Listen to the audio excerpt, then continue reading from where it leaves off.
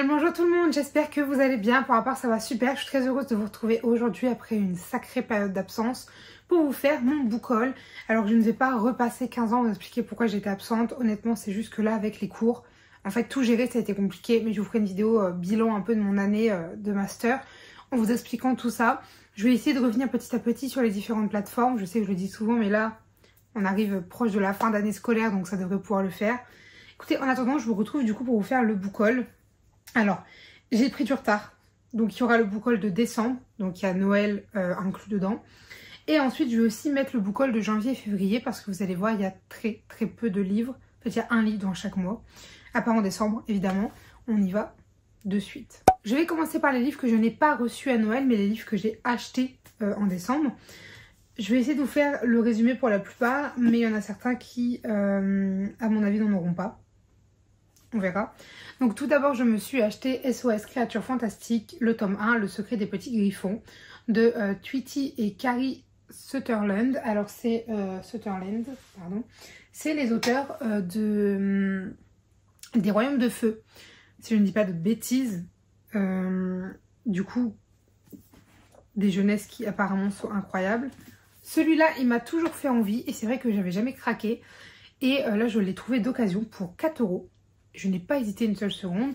Pour ce qui est de l'histoire, c'est une trilogie pleine de magie, d'humour et de mystère pour les futurs lecteurs des Royaumes de Feu comme pour les fans de la série culte. Logan découvre un soir un bébé griffon caché sous son lit. Cela le mène tout droit aux 2 élèves les plus bizarres du collège. Zoé, toujours stressée, et le beau Blue revient de la ménagerie, une réserve qui abrite licorne très snob, phénix égocentrique et griffon incontrôlable. Logan croit rêver, mais il faut faire vite. Et s'il ne retrouve pas les autres griffons perdus, tout le monde découvrira l'existence de ce lieu ultra secret. Qui a laissé s'échapper ces animaux légendaires? Les gardiens de la ménagerie ont-ils un ennemi? Donc voilà, c'est un jeunesse, hein. Donc ça reste assez léger, mais ça a l'air incroyable. J'avoue que tout ce qui va être créature fantastique, moi je suis fan, donc j'ai pas hésité une seconde. Ensuite, évidemment, je ne pouvais pas passer à côté. Je me suis acheté le tome, alors 9.5 si je ne dis pas de bêtises. C'est bien cela, de Gardien des Cités Perdues de Shannon Messenger aux éditions Lumen. Et j'ai évidemment couru pour avoir l'édition avec le poster plus... Hop. Attendez, je vais réussir à remettre. Voilà. Avec également de quoi faire le petit jaspage. Moi, je suis fan. Alors, je n'ai pas encore accroché le poster, tout simplement parce que ici, dans mon appartement, je ne peux pas accrocher au mur avec de la pâte à fixe et je ne veux pas mettre du scotch pour pas l'abîmer. Donc, j'attendrai d'avoir un autre chez moi plus tard, dans lequel j'aurai ma pièce et dans lequel je pourrai mettre du coup cette magnifique affiche. Alors, je ne vais pas vous faire l'offense de vous reparler de Gardien des Cités Perdues. Si vous voulez, il y a beaucoup d'avis sur la chaîne. Je crois que j'ai des avis du tome 1 au tome 7, 8, je ne sais plus jusqu'où je vous les ai chroniqués. Peut-être même jusqu'au 8.5 en fait, je les ai tous chroniqués sur la chaîne. Mais du coup, Gardien des Cités Perdues, c'est quand même une de mes sagas chouchous de tous les temps. Il faut que je me mette à jour, puisque là, il faut que je lise le tome 9, qui est juste là. Et ensuite que je pourrai lire le tome 9.5, je vais y arriver. Mais j'ai du mal parce que je sais qu'on s'approche de la fin de la saga. Et c'est un peu compliqué. Il faudrait que je relise la partie roman du tome 8.5 parce que ça fait très longtemps que je ne l'ai pas lu. Et vu qu'on a de plus en plus d'attentes entre chaque tome, c'est aussi ce qui m'a un peu freiné et ralenti. Donc, il faudrait que je me replonge dedans et que je les enchaîne. Et pour mon travail à Noël, nous avons reçu une carte cadeau que nous pouvions dépenser dans le magasin, donc Intermarché. Et j'ai tout simplement décidé d'aller évidemment au rayon livres. Alors, j'ai pas tout dépensé dedans parce que du coup, j'ai fait quelques courses avec. Mais je me suis fait plaisir et j'ai acheté 2 livres. Donc j'ai acheté Les Morts ont la parole de Philippe Boxeau aux éditions Kenes. Alors, ce livre en fait c'est du coup l'auteur, donc Philippe Boxeau, qui va y raconter des histoires. Alors elles sont tirées d'histoires vraies, mais ça a été, les noms ont été modifiés etc. pour pas que ce soit retrouvé, mais ce sont des vraies histoires de ce qu'il a déjà été amené à voir en tant que médecin légiste. Et je suis... fanatique des vidéos qu'il fait sur Légende, c'est à dire que j'adore les regarder. Alors c'est un peu bizarre dit comme ça quand on sait le sujet, Mais en fait, il parle tellement bien et j'aime tellement l'écouter en fait que du coup j'ai pris ce livre et je l'ai lu en audiobook puisqu'il est déjà lu. Et j'ai vraiment bien aimé. Alors c'est ce que je dis, c'est un livre qu'il faut lire un peu comme on écoute les podcasts de légendes ou comme on regarde les vidéos. Pour moi c'est un peu cette vibe, je sais pas si vous comprenez.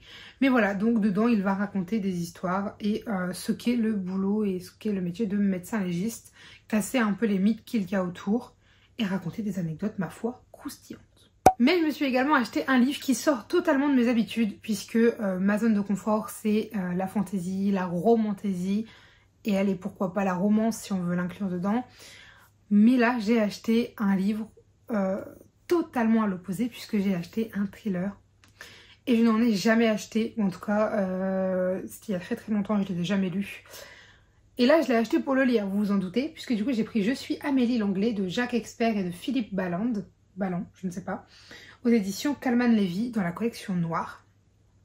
Donc je suis tombée sur ce livre en fait quand je cherchais le cadeau de Noël de ma grand-mère, puisque ma grand-mère est fan de thrillers et de policiers, et du coup je feuilletais un peu le rayon. Et je suis tombée sur celui-ci et je me suis dit il a l'air trop bien. Du coup je me le suis acheté et ma maman qui lit du coup le même genre que ma grand-mère l'a lu et elle m'a dit qu'il était vraiment super et que je crois qu'elle s'attendait pas à la fin, qu'elle a été surprise, si je me rappelle bien ce qu'elle m'a dit. Du coup j'ai très envie de le lire, j'arrête pas de repousser sa lecture parce que je devais le lire en janvier quand elle me l'a redonné, sauf que je tombe en panne de lecture à cause de la fac. Enfin c'était compliqué pour lire et celui-là je veux vraiment le lire dans de bonnes conditions parce que vu que c'est pas un genre pour lequel j'ai l'habitude, un peu compliqué. Je vous lis le résumé. 2 adolescentes, une seule identité, un thriller exaltant. La petite Amélia Langlais a été enlevée à l'âge de 7 ans. Une affaire non résolue qui a bouleversé la France. 10 ans plus tard, une jeune fille réapparaît soudainement. Elle dit avoir réussi à fuir ses ravisseurs après des années de séquestration. Un miracle pour ses parents qui n'ont jamais perdu espoir. L'enquête ne permet ni de retrouver les kidnappeurs, ni d'établir sa réelle identité. Peu importe pour ses parents, il s'agit bien de leur enfant. La famille réunie tente de renouer avec le bonheur du quotidien, quand quelques semaines plus tard, surgit une seconde jeune fille affirmant « Je suis Amélie Langlais » et donnant, elles aussi, des détails troublants de vérité sur son enfance avant son enlèvement. Laquelle des deux est la vraie Amélie? Même les parents ne sont pas d'accord. Mensonges, secrets et manipulations. L'une d'entre elles est une usurpatrice. Mais laquelle? Moi je l'ai vu, j'étais en mode mais incroyable, je veux le lire, je veux savoir. Écoutez, ça j'espère qu'il sera passé prochainement. Alors peut-être pas le mois prochain, mais j'aimerais bien le passer au plus tard avant mai. Voilà. Je ne pouvais évidemment pas passer à côté, j'ai failli ne pas pouvoir me le prendre, mais coûte que coûte j'y suis allée et j'ai réussi puisque je me suis acheté Impitoyable Serment, le tome 2 de Divine Rivalité. Donc c'est le tome 2 de Lettres d'Enchantement. Je cherchais le nom de la saga.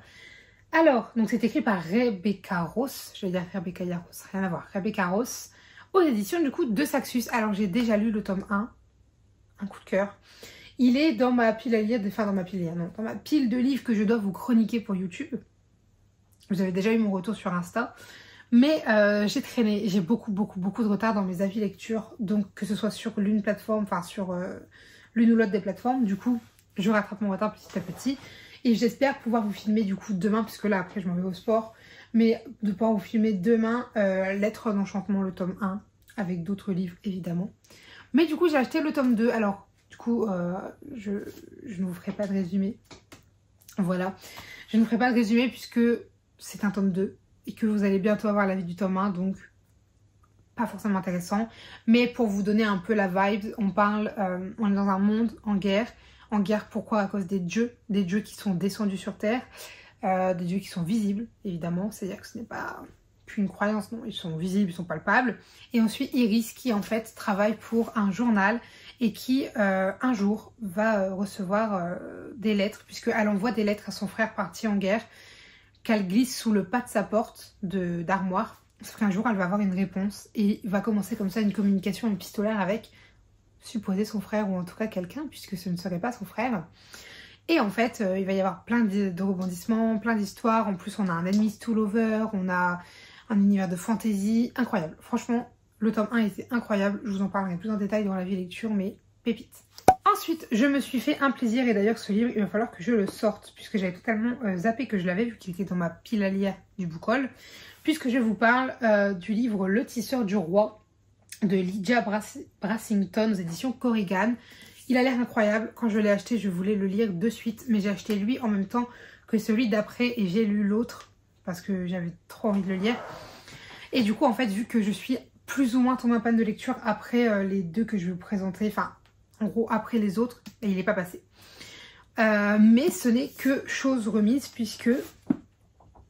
Enfin, ce n'est que partie remise, puisque vraiment, il a l'air trop bien, et je veux le lire, et je ne veux pas tarder à le lire, parce que le tome 2 est déjà sorti, et je veux savoir si je me presse pour l'acheter, ou si ça va aller. Donc, celui-là a l'air incroyable, et je vous lis le résumé. À Veras, la magie est interdite, et les tisseurs qui la manipulent sont traqués sans relâche. Nayla vit tapie dans les souterrains de la capitale à leur côté. Malgré un entraînement implacable, elle manque de vigilance lors d'une soirée arrosée, et cela suffit pour attirer la garde dans leur refuge et condamner ceux qu'elle avait juré de protéger. C'est sa rencontre avec Tristan, une lame éternelle qui fait tout basculer. Prisonnière de ce soldat fermé à la moindre émotion, elle se voit offrir un marché, être responsable de la mort de tous ses proches ou mettre ses pouvoirs au service d'un roi tortionnaire.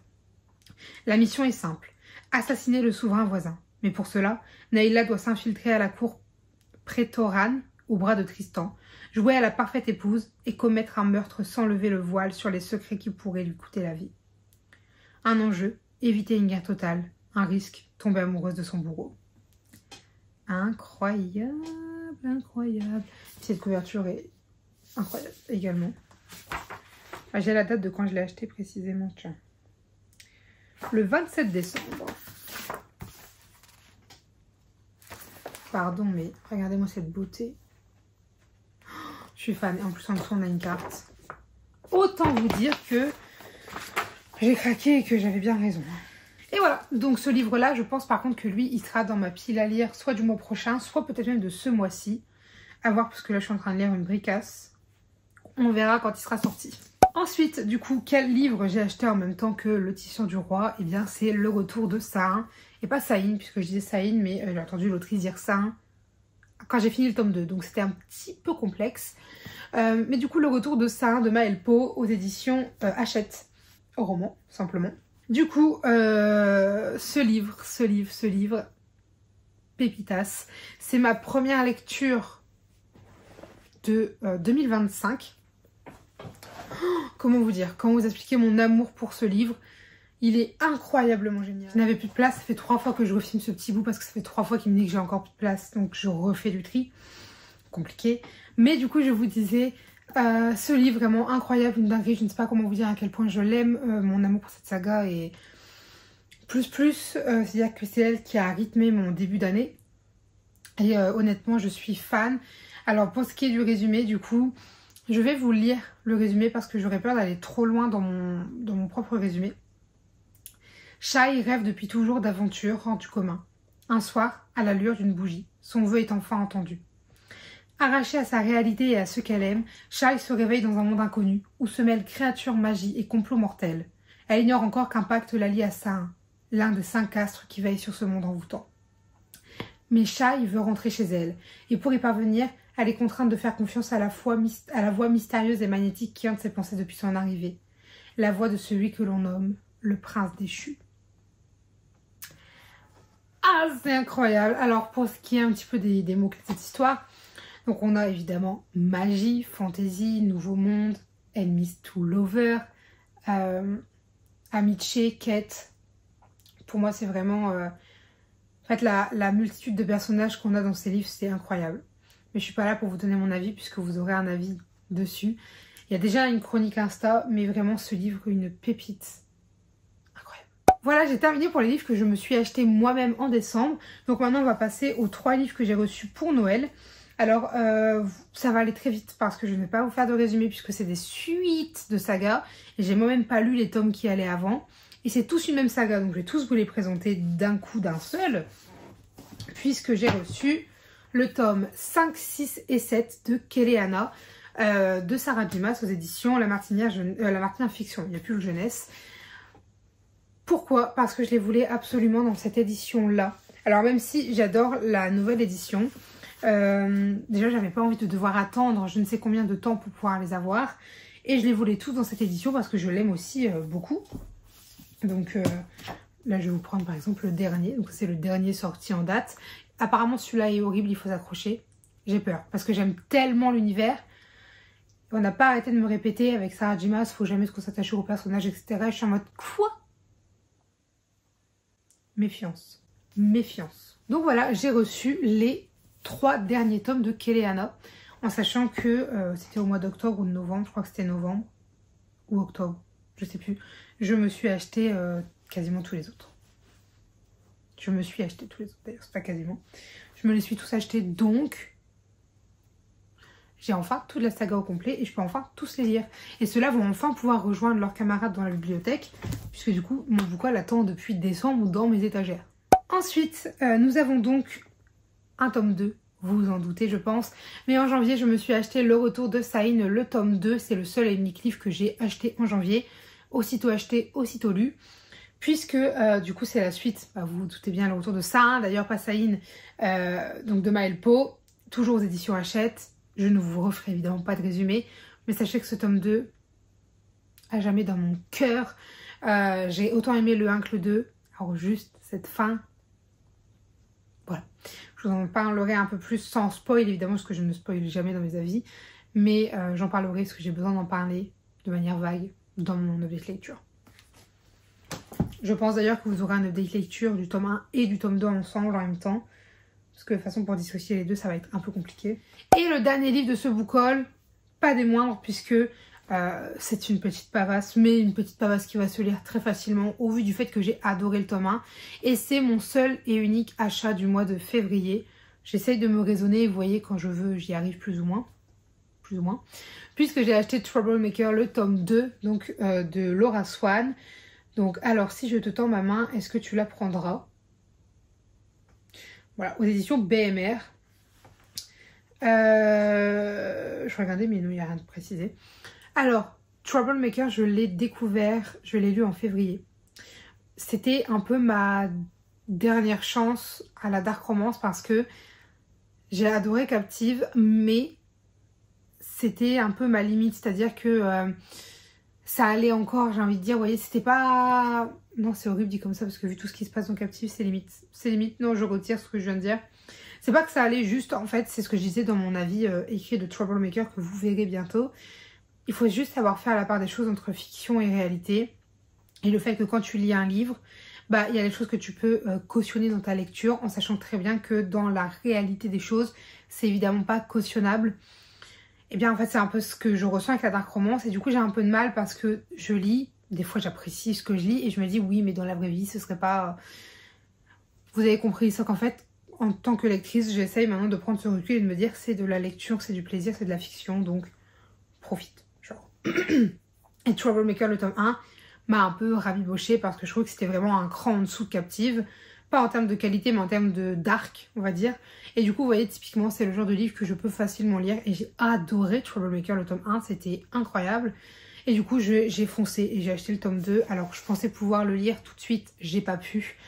Examen, cours, un peu panne de lecture, tout ça. Ça fait que ça, en fait c'est un peu des pics, j'y arrive, j'y arrive plus, j'y arrive, j'y arrive plus. Mais là le fait que je veuille même me remettre sur les réseaux, enfin que je veuille, que j'arrive à trouver le temps et la motivation et l'énergie, je pense qu'on est dans une bonne passe pour revenir en termes de lecture, etc. Mais du coup, voilà, je me suis acheté le tome 2 de Troublemaker. Alors, est-ce que je vous tente de faire le résumé? J'ai un peu triché, j'ai pris le tome 1 et je vous lis le résumé.